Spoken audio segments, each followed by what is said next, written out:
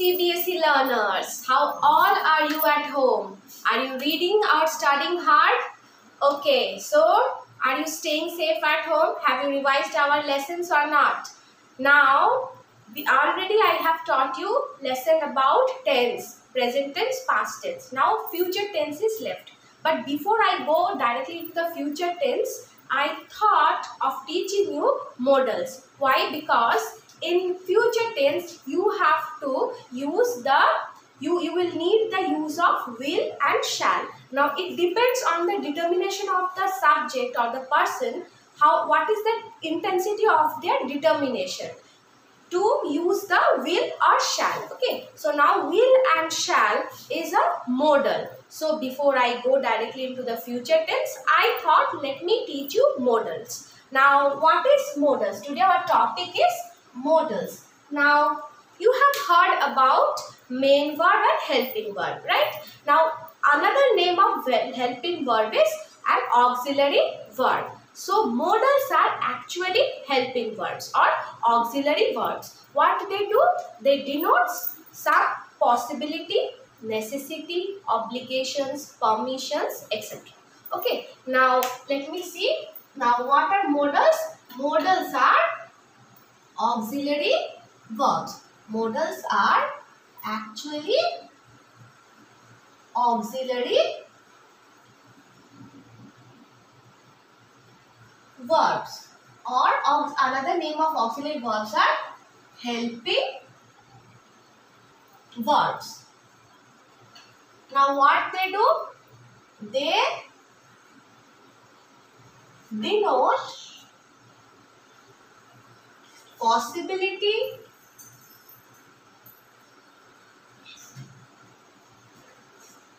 ability, necessity, permission, obligations,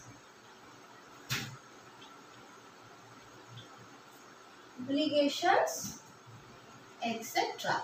Now let's give some examples of modals. Now when we speak in our regular life, several times we have used the auxiliary verbs like need, will, can. I can do the work, I can sing song, I can draw. So what is this can?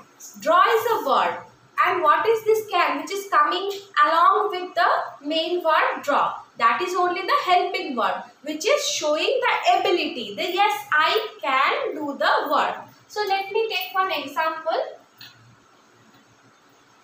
I can draw a portrait. So I can draw a portrait.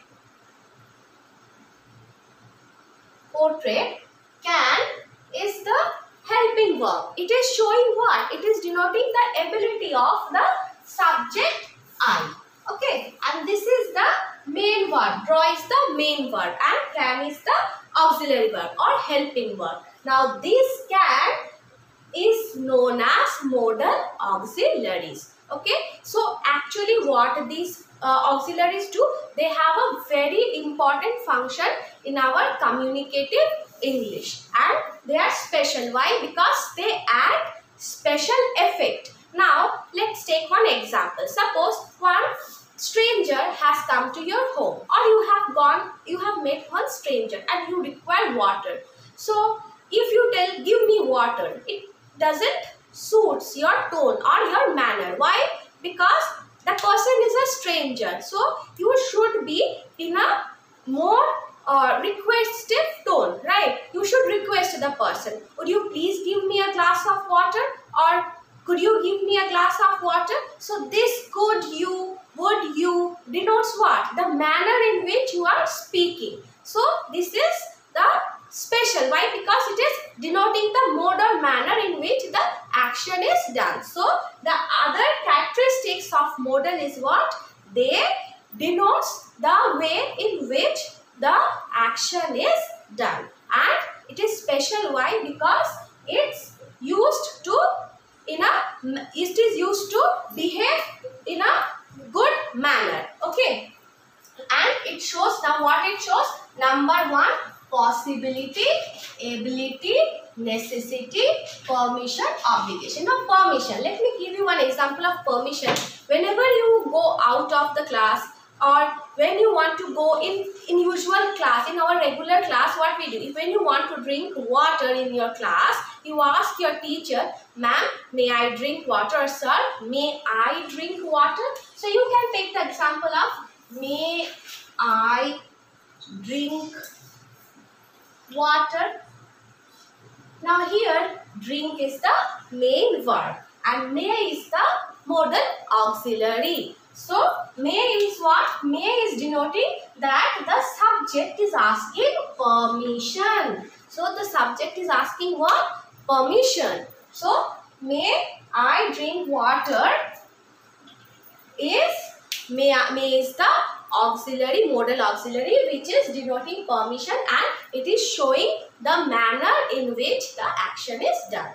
Now this modal auxiliaries, modals, not modal auxiliaries, modals can be classified into 3 parts. Okay, now let's see the classification. I hope the definition of modal is clear to you, and the function, what function they do, they denote possibility, ability, necessity, permission, obligations. Okay, so let's move further into the types of modals. Okay, now classification of modals. Modals can be classified into 3 types. Modals, the first one is primary auxiliaries.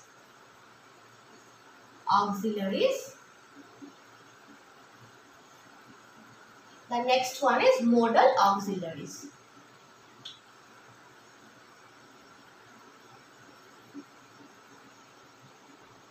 Actually, this is the classification of auxiliaries or auxiliary verb.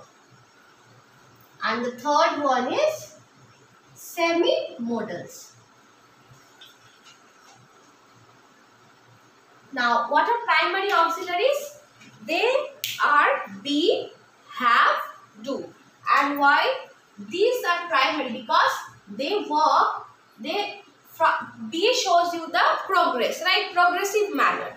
And do, have. These primary auxiliaries are the main auxiliary verbs, and they can be used in passive tense. They can be used in not passive tense, passive voice, active voice, and they can be used both as main verb and auxiliary verb.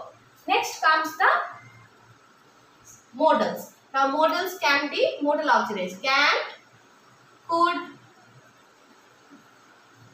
shall, should, must. Number 4, will, would, etc. Okay. And next comes the semi-modals. Now what is semi-modals? They sometimes act as main verb, which act sometimes as modals. Now need, dare, used to. So can, could, can shows you what? Can shows you the ability. Cannot, could. Could you do this work means would you be able to do that work? Would, and same thing, it shows you the determination. Shall also gives you some restrictions, right? That you should behave in this manner. You should not disobey your teacher. You should not go outside. This means what? Some restrictions. Must. Must means you have to do, isn't it? Will is also some your determination power that yes, I will do that work. I will complete my work. And need, the semi-modals, let me give examples. Need, you need to go there. That means necessity. You are required to go there. Need is showing you necessity. Now comes dare. Dare means how dare you to do that work, right? So you dare to do that work.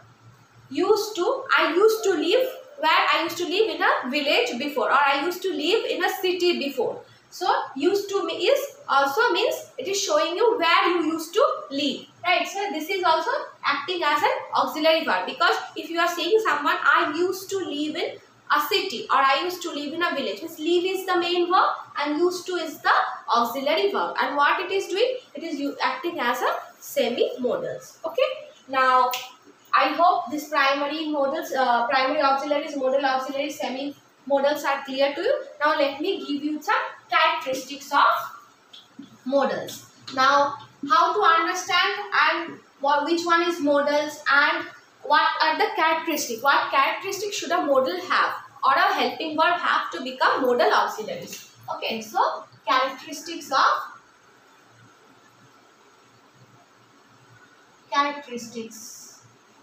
of modal auxiliaries. Okay, modal auxiliaries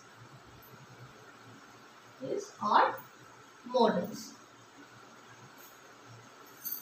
Now, number one, it always requires a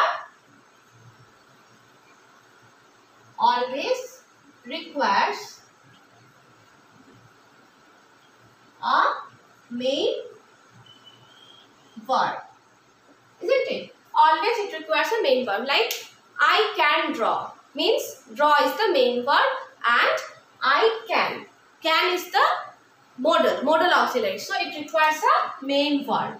Okay. Now number two, number two is see. It will, if you are using one modal auxiliary in say in one tense, like if you are using it in a present tense, it will continue as a present tense in the same form. Okay, you are not like when you are changing in present, simple present, you are adding s or something with the verb, main verb, but in modal auxiliaries you are not required to add s, es, ed, all these things. Okay, so it will be same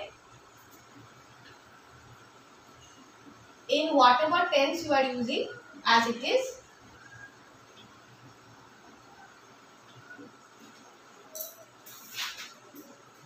Using as it is, irrespective of singular or plural.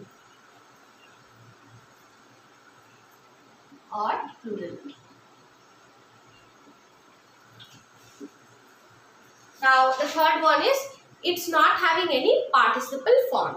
So modals are not having any participle,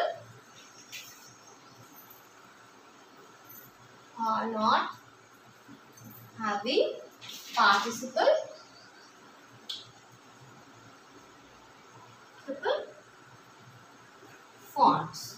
Okay, it doesn't have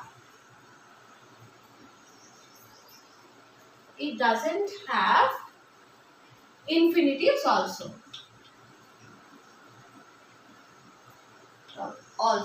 But in some exceptional cases are there where you use to, will, to, dare, though in those cases you are not using it as a modals, you are using it as a main verb. Okay, now you are not required to add s. It is not required to add s, ed, etc.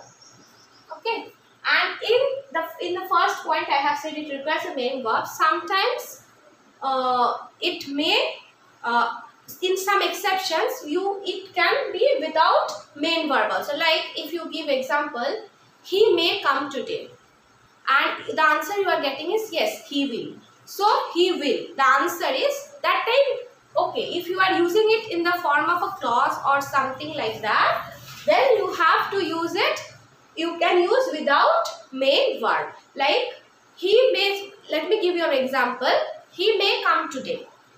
He will. When you give the answer he will, that you are not continuing the total sentence. In that case, you can use it without main verb. Okay, that is the exceptional case. Okay, so these are the characteristics of modal auxiliaries. Okay, now one by one I will teach you the modal auxiliaries. Okay, now each and every, like must, when to use must, when to use need, when to use ought to, when to use might, each and every in one short video. Okay, so I hope this is clear. What are modal auxiliaries and types of modal auxiliaries, when to use modal auxiliaries, what is the requirement to use modal auxiliaries, everything is clear to you. Okay, so in my next upcoming video I will give you the each and every part by part, when to use must, when to use might, can, everything. Okay, so thanks a lot for staying tuned with us. If you still have not hit the bell icon and like button, if you like the video, please hit the like button and please subscribe to our channel. Okay, thanks a lot. Take care. Bye bye.